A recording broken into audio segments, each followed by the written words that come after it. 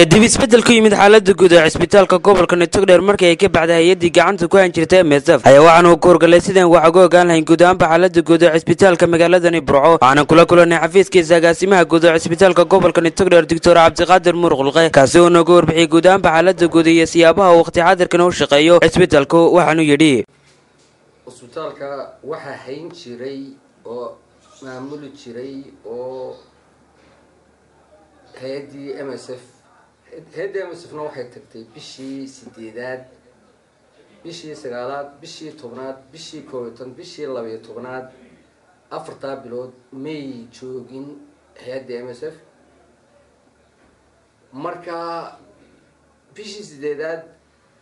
دبيعة دي وحيمي وزير كعافيماتك هي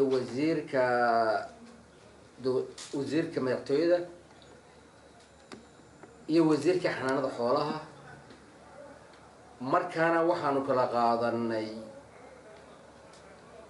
wixii mushaara ah inay bixiyaan 4 bilood ee soo socda ee shaqaalaha wixii kale ee loo baahan yahay bulshada ayaa iguna bixiyay $40,000 bulshada badan waxa dahabshiil company ayaa 4 bilood asaguna $40,000 bixiyay dawladuna 4 bilood mushahaaradii oo bil walba $35,000 ayay siinaysay shaqaalaha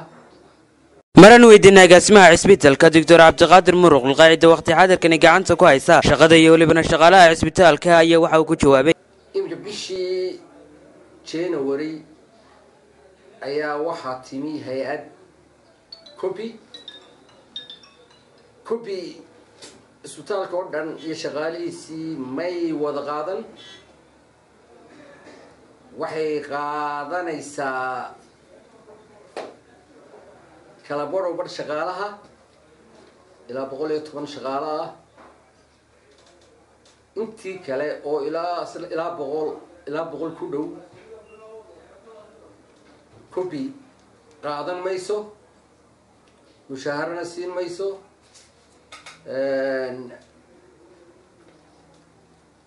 marka wali bishii January shaqaalihii copy may keenin inta kale waxaanu ku farsamaynaynaa inaanu cisbitaalkii la xidhi maayo oo waa qayb dhane inay bulshadu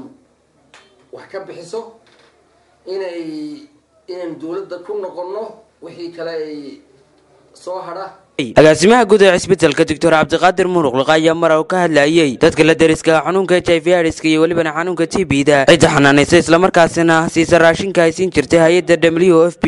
oo ay joojisay waxa uu sheegay inay waqti xaadirkan jireen cid xanaanaysa isla markaasina siisa raashinka taasina ay sababtay in dadkii la noolaa xanuunadani aanay ka soo xaadirin cisbitaalka isla markaasina ay soo doonaan dawooyinka ay ka qaadan jireen wasaalku wuxuu u baahan yahay shaqaalaha ugu dhamaahay cisbitaalku wuxuu u baahan yahay HIV dad qabaa jooga TB dad qabaa jooga waxaas hore waxa siin jirtay raashin WFP sanadkana HIV ga dadkii qabay iyo TB dadkii qabay wax raashin uma yimaadaan marka dadweynaha waxaan weydiinaynaa wabal dadka ugu sii daran ee ugu jilicsan cisbitaalka jooga ee TB-da HIV-ga wixii caawime loo geysan karo ee raashinkii gaaladu ay WFP siin jirtay u bedeli kara ee raashina asaga lacag lagama rabay raashina bulshada taasaanu weydiinaynaa oo waxa magaalada jooga ilaa dhowr boqol oo qof oo HIV baan bulshadu wax kale aan markii hore ku noolaa dawada la siiyo iyo raashinka WFP mushkiladana haysata waxa weeyaan berigii dawada raashinka loo hayay dadkaas dawadan way soo doonin jireen imika markii WFP la waayay dawadiina soo mar doontaan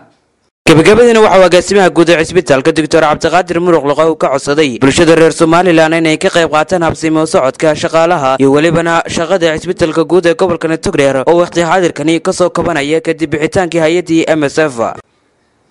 isbitaalkii head kubi la yiraahdo timi isbitaalkii 6 bilood bay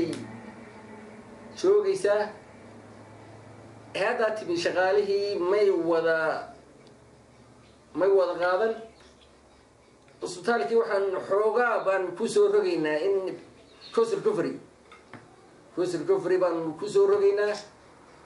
ونسيان وقصو صار شغالها يأذيك وحي كلاي أذيك له بهي مركز تكون لكن دمرك يعرض وبلاش لكن واحد بلاش هين ميديكالكا iyo meeshan qalliinka marka dumarkii caruurtii arku sidii bay bilaash u yihiin marka dadweynaha waxaan weydiinaynaa bal wixii caawime laga geysan karo ee raashina ee HIV-ga iyo TB-da in halka aad xoog loo saaro waa Khalid Bakeele wararka magaalada Burco.